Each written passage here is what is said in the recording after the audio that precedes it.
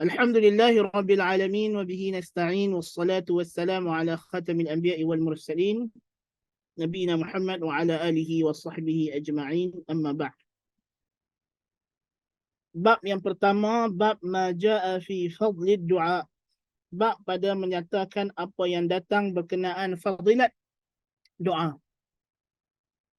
Dalam bab ini Imam At-Tirmizi rahimahullahu taala menyatakan beberapa hadis.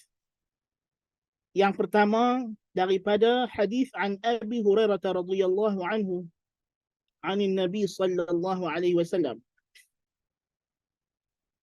قال ليس شيء أكرم على الله تعالى من الدعاء.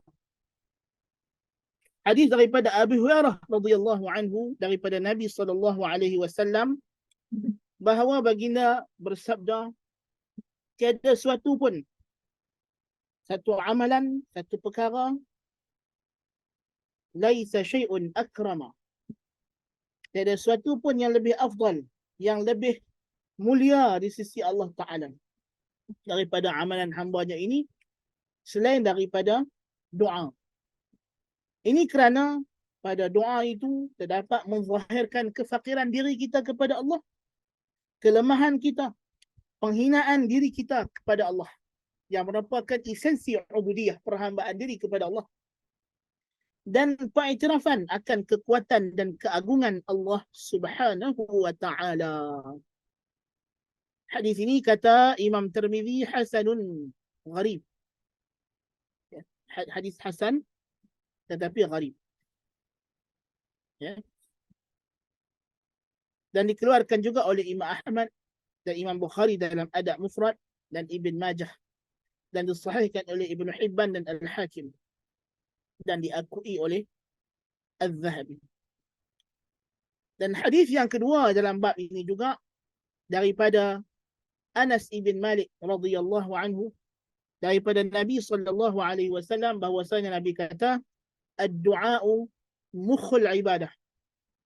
Doa itu adalah otak ibadah. Dan hadis yang satu lagi daripada An-Nu'man ibn Bashir dari anin Nabi sallallahu alaihi wasallam qal, daripada Nu'man ibn Bashir daripada Nabi sallallahu alaihi wasallam qal, sabda Nabi, ad-du'a'u huwa al-ibadah. Doa itulah ibadah. ثم قرأ وقال ربكم ادعوني أستجب لكم إن الذين يستكبرون عن عبادتي سيدخلون جهنم داخرين. Nabi kata doa itulah ibadah. Kemudian Nabi membaca firman Allah daripada surah Ghafir ayat 60. Dan berkatalah, dan telah berkata Tuhan kamu, berdoalah kepadaku, nescaya aku makbulkan, aku perkenankan, aku mustajabkan. Sesungguhnya mereka yang sombong daripada beribadat kepadaku akan masuk ke dalam neraka Jahannam dalam keadaan hina dina.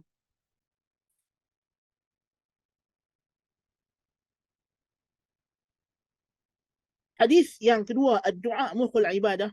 Hadis ini masyhur, kita dah baca dalam kitab-kitab aqidah, walaupun dari segi sanadnya adalah dhaif. Sebab itu kata Abu Isa, hadis ini hadithun gharibun min hadzal wajh, dengan makna hadis itu adalah dhaif di sisi ahli hadis, didhaifkan oleh Yahya ibn Sa'id al-Qattan dan lain-lain. Namun begitu maknanya sahih. Maknanya sahih. Yakni doa adalah lubuk ibadah dan intipati ibadah. Kerana hakikat semua ibadah yang kita buat adalah doa. Dan sebab itu hadis yang seterusnya, hadis yang ketiga dalam bab ini daripada Nu'man ibn Bashir menyokong kenyataan ini. Nabi kata doa itulah ibadah. Sebab itu kata para ulama, doa, semua ibadah adalah doa. Kerana semua ibadah adalah permintaan kepada Allah Ta'ala. Kita salat, kita rukuk, kita sujud, kita i'tidal. Pasal apa kita buat benda ni? Pasal kita nak ganjaran daripada Allah. Kita tawaf, kita sa'i, kita baca Quran, kita sebut subhanallah, walhamdulillah, wa la ilaha illallah, wallahu akbar. Hakikatnya walaupun dari segi lafaz tidak ada makna meminta, tetapi semua ibadat ini adalah doa. Kerana kita mengharapkan ganjaran ukhrawi daripada Allah Ta'ala. Kita mengharapkan balasan daripada Allah. Jadi semua ibadat adalah doa. Dan doa itulah ibadat. Dan tujuan ibadat adalah untuk kita berdoa kepada Allah. Bukan sahaja doa masalah, doa yang kita sebut permintaan, seperti Rabbana atina fid dunya hasanah wa fil akhirati hasanah wa qina azabannar. Ini jelas doa, minta. Doa permohonan, doa meminta sesuatu. Ini juga ibadah. Ya? Kerana kita meminta kepada Allah mengharapkan manfaat secara ghaib, bukan secara fizikal. Secara ghaib yang tidak nampak. Ya? Jadi semua doa adalah ibadat dan semua ibadat adalah doa. Dan sebab itulah, ya, dalam hadis yang seterusnya daripada Abi Hurairah radhiyallahu anhu, sabda Rasulullah sallallahu alaihi wasallam, innahu man lam yas'alillah yaghdab alaih. Siapa yang tak minta kepada Allah Taala, maka Allah murka kepadanya. Itulah. Makhluk kalau kita minta dekat dia,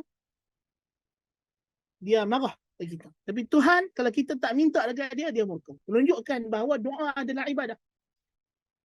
Dan hadis ini umum, meliputi doa ibadah dan doa masalah. Ya. Bahawa semua permintaan doa, jikalau kita tidak minta kepada Allah, maka Allah murka. Menunjukkan Allah suka. Dan benda yang Allah murka bila kita tidak buat, dan dia suka bila kita buat, inilah ibadah. Ini adalah ibadah. Ya. Jadi doa adalah ibadah. Ya. Mudah-mudahan Allah Ta'ala memberikan taufik dan hidayahnya kepada kita untuk melaksanakan ibadah ini dengan sebaik-baiknya. Dengan penuh khusyuk. Dengan penuh jam'iyah. Fokus bila kita berdoa, bila kita beribadah, bila kita salat dengan khusyuk, kita baca Al-Quran dengan khusyuk, kita zikir dengan khusyuk, maka terlaksanalah peranan kita beribadah kepada Allah, kita berdoa kepada Allah Subhanahu wa ta'ala. Aqulu qawli hadha wa astaghfirullah al-azim li wa lakum.